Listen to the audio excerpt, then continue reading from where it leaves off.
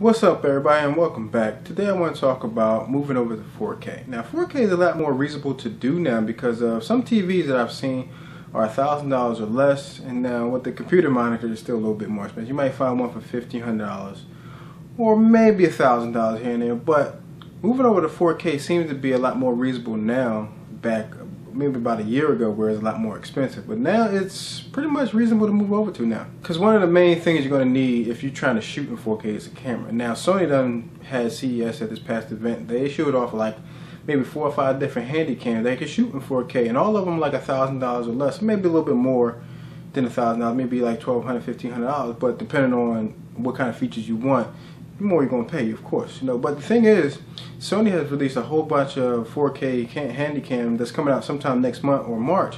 That's really reasonable to move over to 4K if you're trying to shoot in 4K. And one of the interesting things is when you move over to 4K, you know, you got to have a monitor or computer that can actually run 4K, and you can enjoy all the glory that the beautiful picture can offer you and things like that. And what other thing that I don't understand is that 4K about a year ago was really expensive. Like, you could look at a TV, it was like $5,000, $6,000, $10,000 for a 4K TV.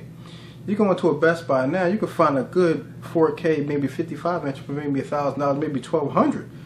Now, I think the adoption rate for 4K may be a little bit better this year, seeing as how the prices are dropping drastically, and so, you know, maybe around this holiday season, around Black Friday, you might get one for a steal, or you might get your refund tax and, you know, might want to get your 4K TV.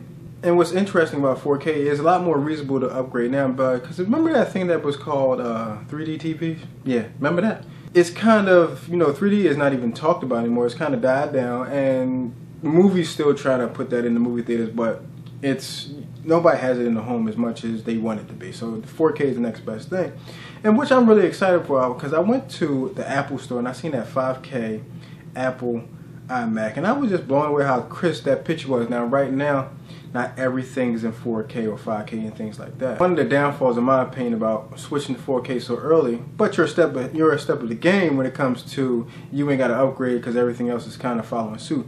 Now Netflix, YouTube support 4K. Now I would love to watch the Super Bowl in 4K. Oh yes, I would love to watch the Super Bowl in 4K, but right now it's not being shot in 4K. It's shot in 1080p, but hey, maybe next year it may be shot in 4K, and you just, if you have a 4K TV, you can enjoy it in 4K. But I've been doing a lot more research, and I will be moving to 4K slowly. I'm gonna get one of those handy cams first and just see how that works for me, and just, you know, take my little baby steps, get me a monitor, and maybe build me a computer that can support 4K and things like that. So I'm definitely looking forward to switching over to 4K.